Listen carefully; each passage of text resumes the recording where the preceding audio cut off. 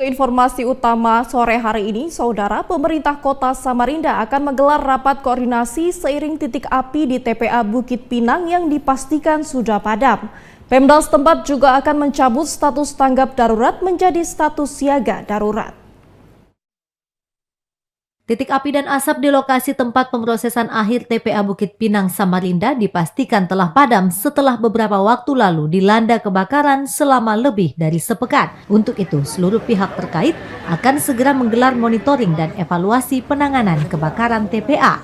Kepala Pelaksana BPBD Kota Samarinda, Suwarso, menyampaikan rapat monitoring dan evaluasi dilakukan seiring kondisi terkini TPA Bukit Pinang Samarinda serta akan berakhirnya status tanggap darurat kebakaran TPA. Sedikit saya sampaikan bahwa ada informasi yang terakhir tanggap darurat itu kan tanggal 27 sampai tanggal 10 ya. Tapi terakhir padam yang maksimal itu di tanggal 30 September itu kita lakukan blending di sektor 5A 5B. Nah kemudian di 4 Oktober sampai 7 Oktober itu sudah mulai dilakukan patroli karena memang masih ada spot-spot asap dan api tapi masih kecil sekali gitu ya. Dan terakhir 0 kejadian asap hotspot maupun fire spotnya itu di hari Minggu kemarin itu sampai dengan hari ini juga sudah. Dari hasil evaluasi laporan OPD dan pihak terkait dalam penanganan kebakaran TPA Bukit Pinang Samarinda, diputuskan status tanggap darurat menjadi status transisi pemulihan. Diki Zulkarnain dari Samarinda melaporkan. Sementara itu, tempat pemrosesan akhir Bukit Pinang Samarinda akan difungsikan menjadi ruang terbuka hijau atau RTH. Pemda setempat pun telah membahas teknis reklamasi dan perencanaan ruang terbuka hijau untuk merealisasikan rencana tersebut. Pemerintah Kota Samarinda melalui Dinas Lingkungan Hidup Kota Samarinda mengambil langkah strategis pasca kebakaran TPA Bukit Pinang guna mengantisipasi agar kejadian serupa tidak kembali terulang. Kepala DLH Kota Samarinda, Endang Liansyah, mengatakan TPA Bukit Pinang Samarinda akan diubah menjadi ruang terbuka hijau untuk memberi manfaat positif dan menjaga lingkungan. Rencana ruang terbuka hijau akan diawali dengan reklamasi. Pihaknya pun telah berkoordinasi dengan DPUPR Kota Samarinda terkait teknis pembangunan RTH, termasuk mengenai pelaksanaan reklamasi dan penanaman pohon. Kita akan serah terimakan ke Dinas PUPR sesuai permen PU tentang usahaan bahwa penutupan TPA yang melakukan reklamasi seterusnya hingga kita fungsikan menjadi RTH itu wilayahnya di Dinas PUPR.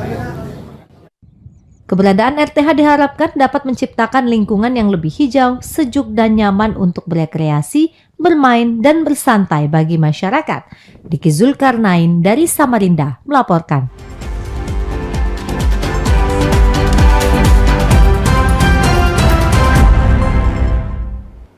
BMKG Stasiun APT Pranoto Samarinda memprediksi awal musim hujan akan terjadi antara akhir bulan Oktober hingga awal November 2023.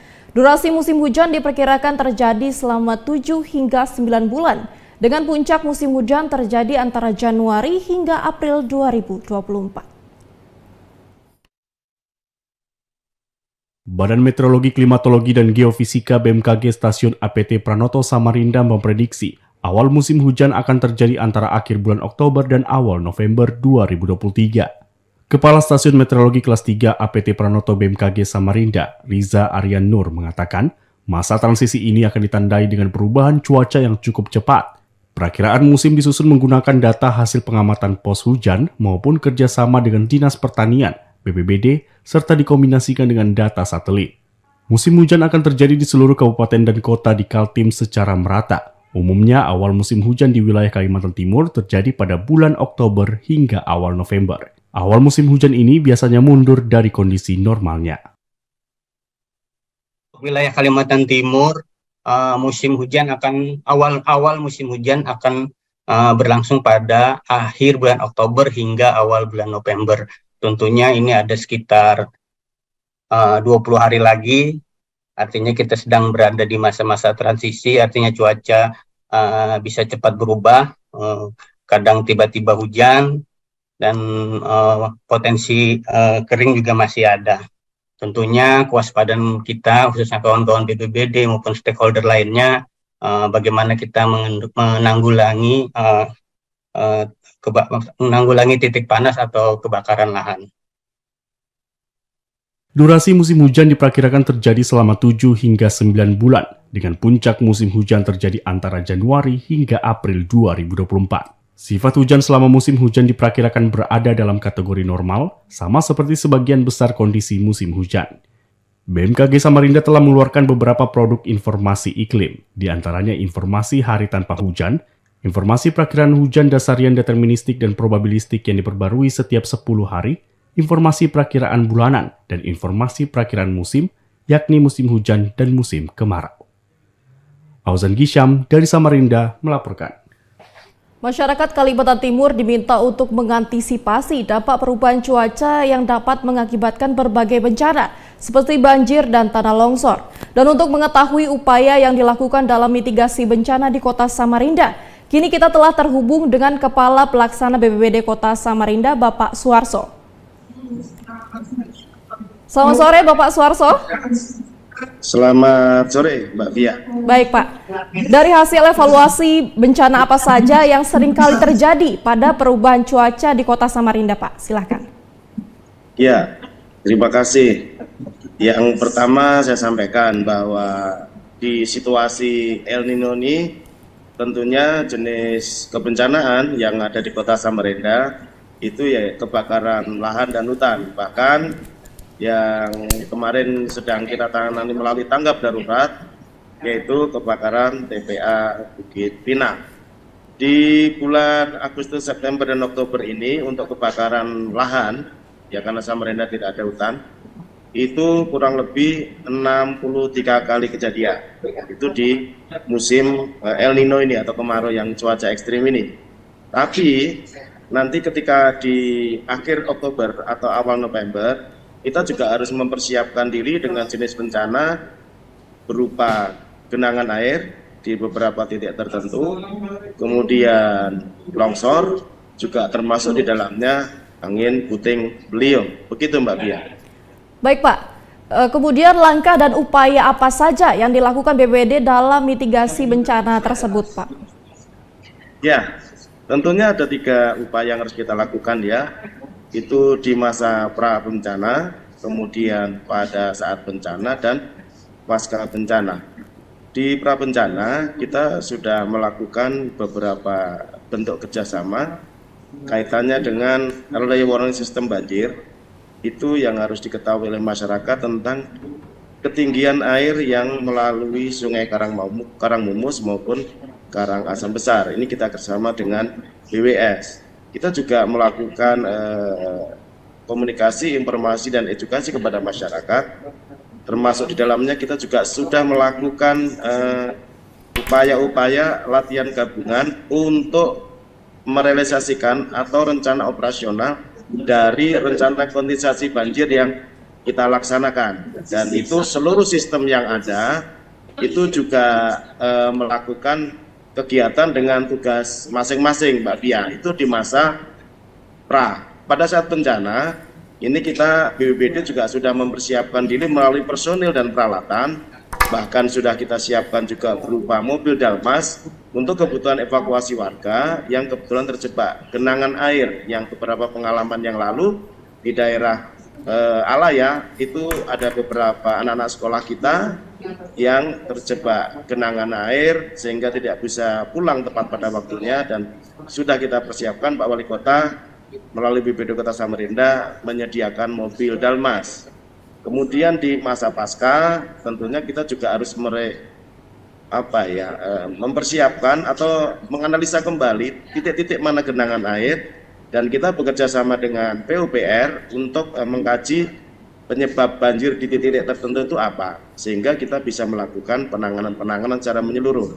Dan ini saya meyakini bahwa upaya Pak Wali Kota Samarinda dalam program unggulannya penanggulangan banjir dan sistem drainase modern itu sudah mulai sangat kelihatan lagi hasilnya.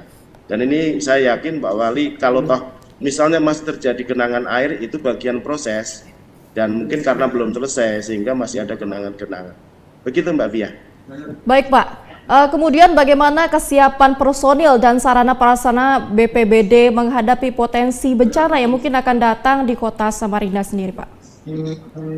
Ya, Mbak Via, bencana itu bukan hanya urusan BPBD. Bencana itu urusan bersama. Seluruh stakeholder, seluruh lapisan masyarakat, termasuk relawan, termasuk TNI Polri, semuanya harus ikut penanganan dalam kebencanaan. Dan itu sudah kita praktikkan dalam latihan gabungan beberapa waktu yang lalu di Tanah Merah. Itu bagian dari kesiapsiagaan dan kolaboratif seluruh personil dalam keadaan banjir maupun longsor. Sehingga penanganannya lebih terpadu, lebih cepat selesai, dan semua ambil bagian sesuai dengan tugasnya masing-masing. Personil saya yakin dari relawan yang jumlahnya ribuan ya di Samarinda itu juga sangat membantu dalam penanganan kebencanaan. Jadi kami sangat apresiasi terhadap relawan yang ada dalam penanganan kebencanaan. Seluruh unsur terlibat. BMKG memberikan informasi yang terkini. Kita bisa mempersiapkan diri dalam kondisi-kondisi apapun, termasuk dari OPD-OPD lain juga sangat maksimal dalam penanganannya. Saya kira gitu, Mbak. Baik, Pak. Faktor apa saja yang mungkin menjadi kendala dalam upaya mitigasi bencana di kota Samarinda sendiri dan bagaimana koordinasi dengan stakeholder terkait untuk mengantisipasi bencana akibat perubahan cuaca itu sendiri, Pak? Terutama faktor alam ya, termasuk juga faktor dari kesiapan masyarakat. Ada di beberapa titik tertentu di kota Samarinda kita pasang rambu-rambu longsor dan di situ dinyatakan tingkat kerawanan longsornya sedang sampai tinggi. Itu juga menjadi bagian dari edukasi kepada masyarakat agar tidak membangun atau berdomisili di daerah tersebut. Sejaknya segera berpindah ke titik aman.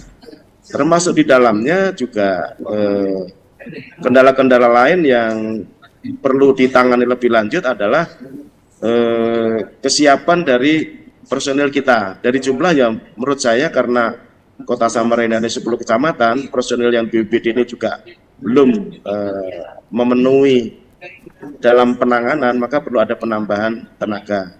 Sedangkan koordinasi dengan stakeholder untuk di Samarinda tidak perlu diragukan. Kita buktikan pada waktu latihan kesiapsiagaan. Yang kedua, kita buktikan dalam penanganan kebakaran TPA Bukit Pinang. Itu dalam tempo 7 hari dengan luasan kurang lebih 4 hektar bisa tertangani dengan baik. Sampai detik ini bahkan titik api pun tidak ada.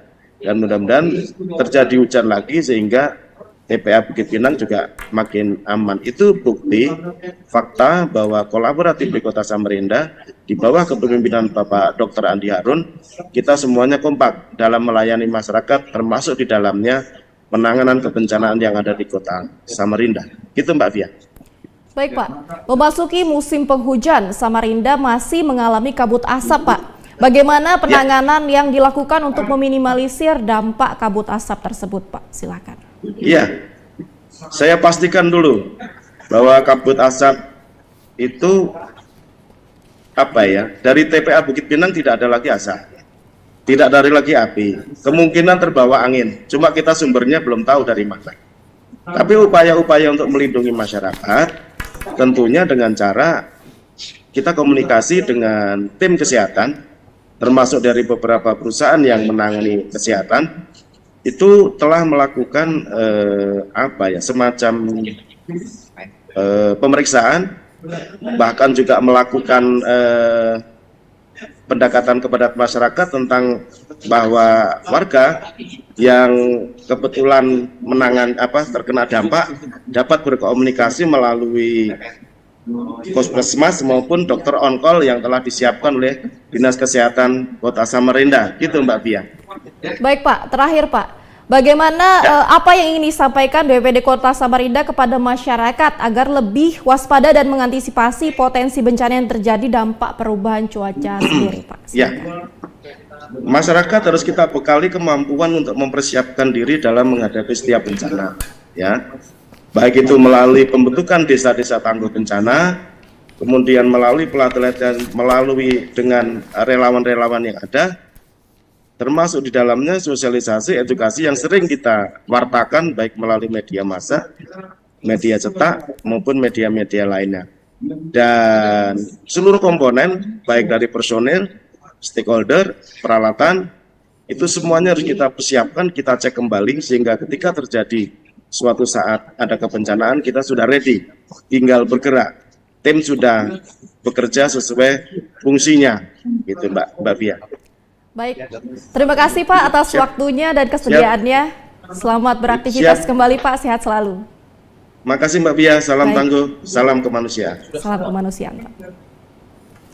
Baik saudara, Pemprov Kaltim bersama Pemkot Samarinda membuat sodetan untuk mengalirkan air langsung ke Sungai Loajanan. Hal ini dilakukan untuk mengantisipasi banjir di kawasan Loajanan kilometer 1 dan proyek ini diharapkan dapat berjalan sesuai rencana. Wali Kota Samarinda Andi Harun melakukan peninjauan progres pembangunan sodetan di Jalan Soekarno-Hatta kilometer 1 Kecamatan Lojanan Ilir, Samarinda. Wali Kota Samarinda ingin memastikan proyek pembangunan penanggulangan banjir di kawasan ini berjalan sesuai rencana. Andi Harun mengatakan proyek ini merupakan kolaborasi antara Dinas Pekerjaan Umum dan Perumahan Rakyat (PUPR) Provinsi dengan pemerintah kota. Terkait teknis pembangunannya, jalan dibongkar dan dipasang gorong-gorong. Kemudian tumpahan air akan dialirkan ke Sungai Lojanan melalui sodetan dengan panjang 140 meter, lebar 8 meter, dan tinggi 2 meter lebih. Jalan raya ini akan kita crossing, kita akan memasang box dengan K300, lalu kemudian ini juga kita sudah dampak sosialnya kita sudah atasi. Saya tinjau hari ini untuk melihat apakah hambatannya ternyata sudah. Ini kurang lebih sekitar 140 meter ke arah sungai. Insya Allah tahun ini kelar. Mudah-mudahan Januari, akhir Desember lah, udah mulai akan berdampak insya Allah. Jadi tidak lagi akan terjadi backwater, tapi akan langsung crossing ke Sungai Lojanan. Sementara itu, Ketua RT 3 Kelurahan Tani Aman Sutrisno mengatakan sudah belasan tahun warga menderita karena banjir saat turun hujan dengan intensitas tinggi. Pihaknya mendukung penuh upaya pemerintah dalam penanganan banjir di wilayahnya. Kami selama ini kan sudah tahun 95 berdiam di sini. Jadi sudah berapa tahun ini kita sudah merasakan mulai 2004 kita merasakan banjiran terus. Jadi selama ini kita ya keluh kesah terus. Alhamdulillah dengan kepemimpinan Pak Andi Harun sekarang bisa teratasi. Mudah-mudahan kami dengan selalu program Pak Andi Harun Perubahannya, kami tiap minggu, tiap bulan 2 kali gotong royong membersihkan drainase di lingkungan kami. Iya, jelas kita jelas pasti konsisten untuk membersihkan sungai supaya tidak banjir lagi. Proyek ini diharapkan akan membawa solusi yang efektif terhadap masalah banjir di wilayah Lojanan. Pemerintah Kota Samarinda menargetkan proyek ini akan rampung bulan Desember mendatang.